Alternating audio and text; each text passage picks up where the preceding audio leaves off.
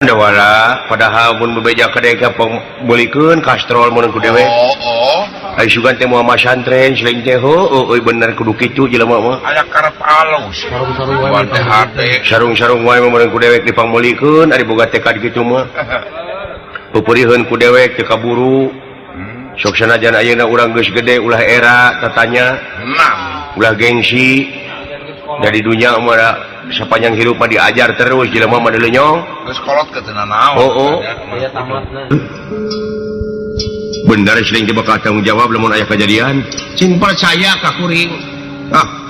Dek mah percaya ka si lain da dina rukun iman oge eueuh kudu percaya ka si dawala. Wah, ini nya nyokotna teh tagantah. Siapa dina rukun iman ge di batas aya genep. Eueuh tercantum di dinya hiji percaya ka Allah, dua percaya ka dawala, eueuh kitu. Lain ku kitu nah berani berbuatnya tadi oge pan berani berbuat wani tanggung jawabna ngan dewek dek nanyakeun naon wae anu diajarkeun ku si lain rupa-rupa we kumaha lamun dewek dek nanyakeun pertanyaan ke si lain dek nanyakeun naon dites heula cing dites heula ku dewek aya nyaritakeun euy bid'ah loh syakabeh bid'ah eta dolalah pinar jadi pinarakaeun. Heueuh aya kitu na teh heueuh nya heueuh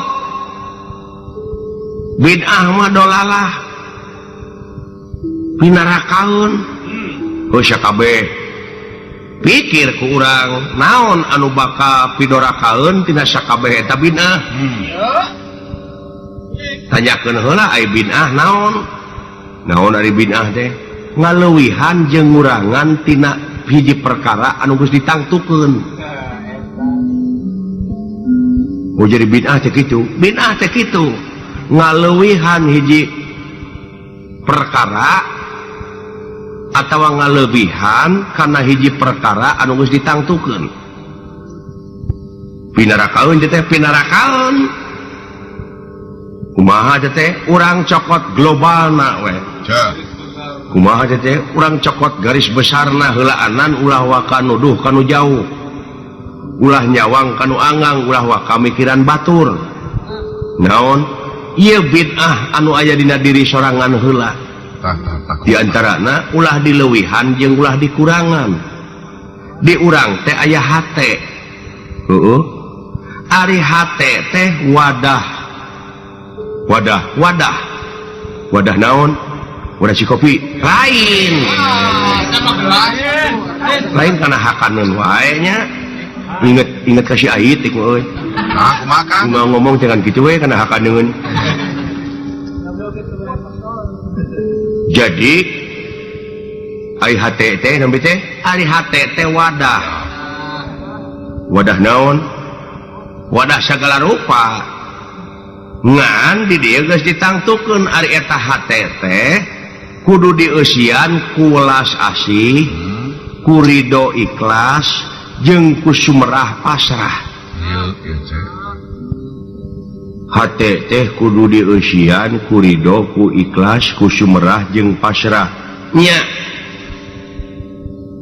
la haula kateranganana daya jeung upaya angin Gusti nu kagunganana. Jadi urang mah ulah umaku hirup tetep eta hate teh kudu dieusian ku ridho jeung ikhlas.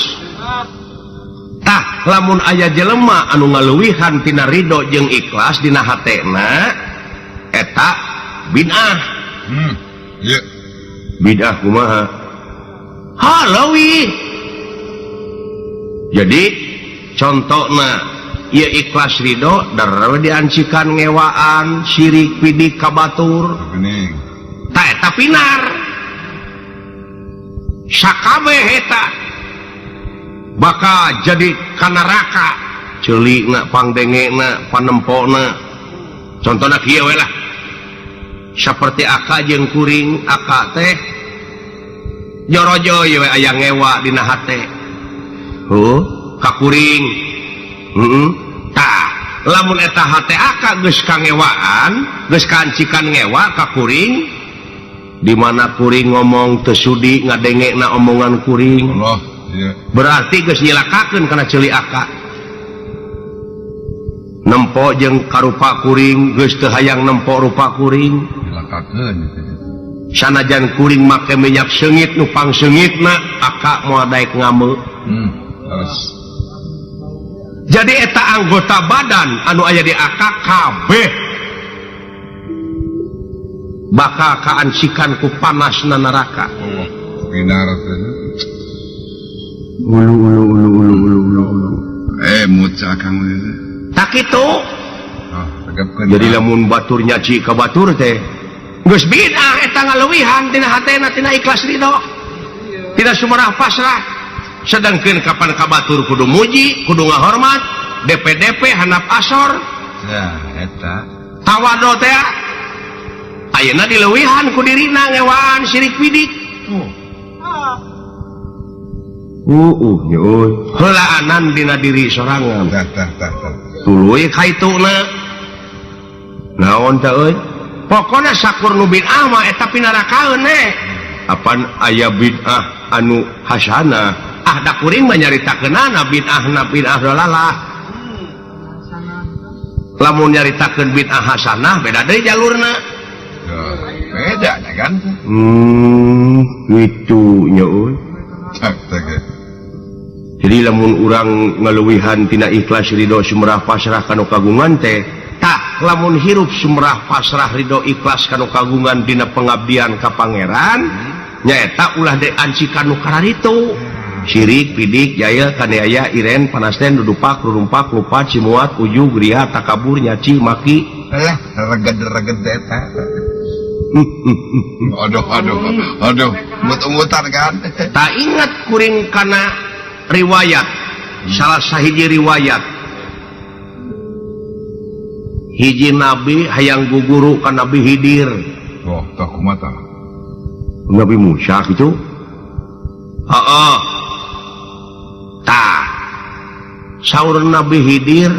heug cenah guguru ka kuring tapi ulah loba nu ditanyakeun jeung ulah loba nu dinahakeun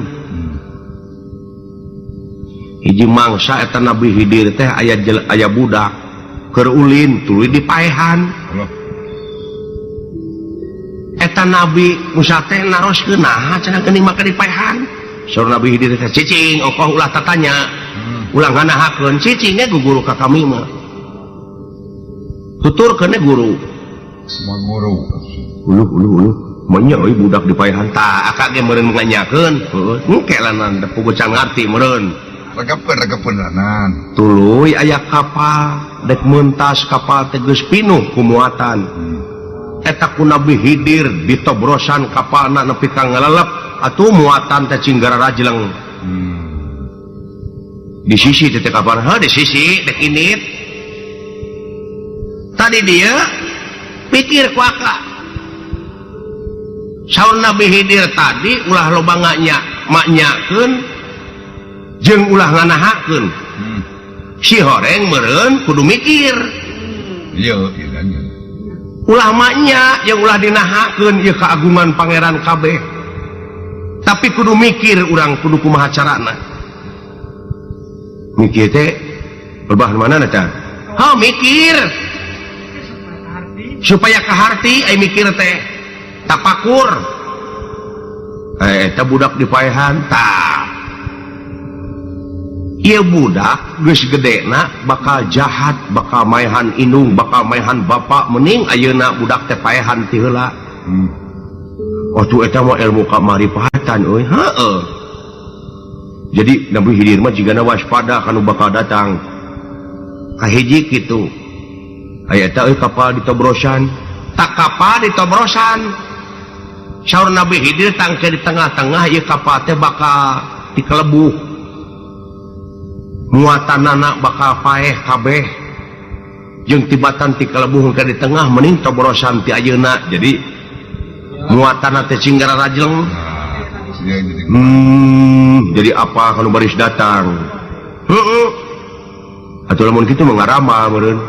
nujum lain eta teh cing jadi ilmu ka urang kumaha jadi ilmu kumaha kieu budak pangna dipaehan bakal ngaruksak tah dina wujud urang oge aya lampah bubudakeun gewat eta laku lampah bubudakeun teh geura bunuh kudu dipaehan genti ku kadewasaan sabab lamun urang terus-terusan bubudakeun cilaka ngabahayakeun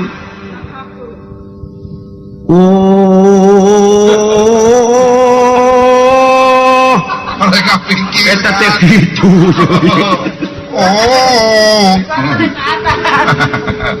lagu bolon jadi urang teh kudu geus dewasa kudu geus dibunuh eta laku lampah budak teh kudu dipaehan ku urang keneh dewasa jadi engke teh kudu kokoloteun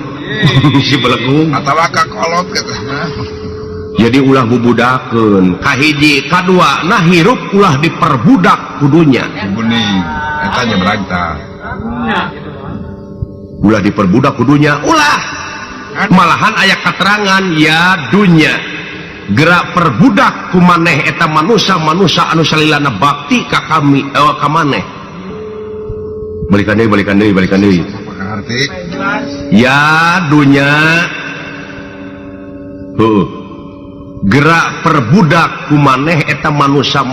anu salilana sujud ka maneh nyatana kana dunya nu matak loba jelema anu diperbudak kudunya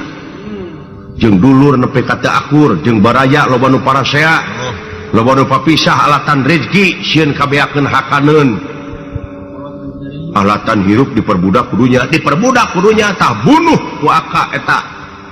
hirup ulah nepi ka diperbudak teh aya kang cang-cang tah mata kaya keterangan hiji deui ya dunya gerak sujud maneh dunya ka manusia anu salilana bakti ka kami kitu dawuhan pangeran jadi anu bakal urang dunya bakal sujud teh ka urang di mana urang geus bakti ka pangeran ya eta dek bakti itu simut aya dek mah syukur ulah ngarasa kapaksa ulah kapaksa ceuk kuring oge eta dina hate ancikan ku ridho jeung ku ikhlas sumerah jeung pasrah ulah dileuwihan binah teh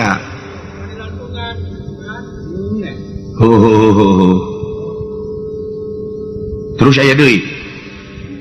soal kapal dewek nu diajakeun tadi baik kapal naon tah supaya salamet engke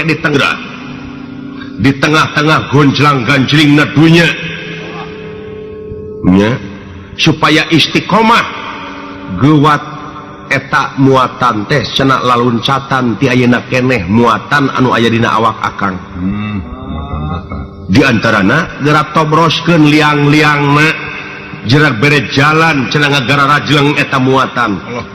di antarana wae nyaeta nafsu sarakah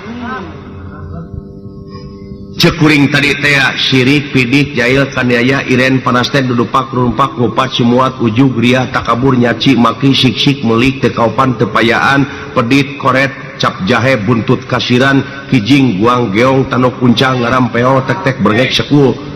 loba teuing teh maka jeung ngarampeo segala abeh rada leubeut teh beueusan tak itu cenah kencar-kencarkeun tah muatan-muatan anu sakira nama tak ngarugikeun teh berarti makanya nyoon ya euy riwayat nabi-nabi teh nya euy heeh jadi eta teh euy riwayat nabi teh lamun kitu mah merupakan komitmen moral buat kita heeh komitmen geuning kitu cek urang oge paingan aya katerangan atuh inna dzina indallahil islam agama anu pikaridok walau teh angin Islam Islam teh salamet ya euy salamet dirina bisa nyalametkeun ka batur nu matak lamun urang Islam dordal parasia selisih geung alatan tina beda paham teh eta teh sumogo ulah dipaseakeun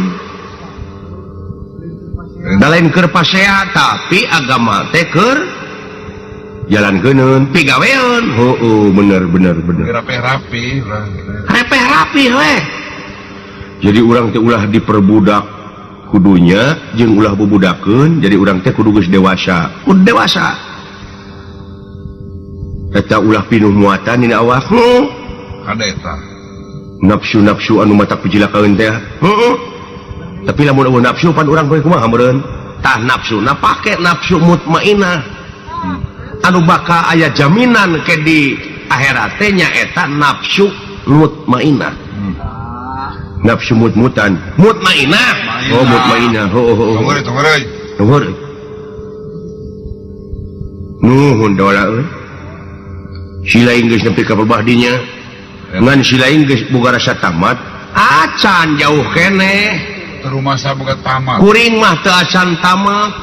bujang hingga kanyaring teu ngimpi-ngimpi acan lamun batur nanyakeun lamun bisa dijawab lamun henteu hampura da kuring keur diajar keneh Sedang belajar. oh nya kudu kitu jelema mah Las. kudu ribrib awak teh rumasakeun hirup boga dosa lain kudu dipoloskeun sing tadi lain dina sumerah pasrah kanu kagungan teh geura aku geura rumasakeun dosa-dosa abeh rada dihampangkeun lamun dirumasakeun mah wah teu lamun kitu mah konsekuen teh heueuh jadi urang teh hirup di dunya teh sasat geus pinuh ku dosa pinuh ku rereged Harus nampi dosa. taku kituna sumerah pasrah teh di dieu kanu kagungan teh nu matak cing ati-ati ya ayeuna kahareup ka urang teh moal lila nu matak urang tepikeun ka dulur-dulur urang nu aya di kampung ieu Harus. utamina nonoman-nonoman para pemuda sabab negara pamarentah oge ngabutuhkeun pemuda-pemuda anu potensial Harus. anu nyaho kana jati dirina kalian bisa ngalaksanakeunana Kan tenang. kitu ieu teh sabenerna maksud jeung tujuan kuring teh Kalau jadi sampah pemuda. dek karek di dieu we lumayan dek bisa gawe-gawe Nya, naonek. oh atuh euy dek teh hayang nambahne pengalaman ka sileing sok poe naon wae teh rutin karumpulna barudak teh di dieu Di jadwal teh tah. di jadwal ari geus jumaahan sok ngariung mung pulung heula jeung kuring di dieu alus-alus Kade. tadarusan non teh di dieu lamun bulan puasa di dieu teh taraweh ngarariung Tenang tuh. Resep dah kan. alus-alus euy alus euy nu aya sale mulih nu kitu jalin Apa udah saling boleh nawe? apa teh sale molehna we meureun didenge henteu da aing mah iraha taraweh matak hayang cicing di dieu oge nya teh hayang bisa dewek teh dieu aing teh geus ngarumasakeun pinuh ku dosa eta teh wajib taraweh teh sunatnya teh Bener mau banget.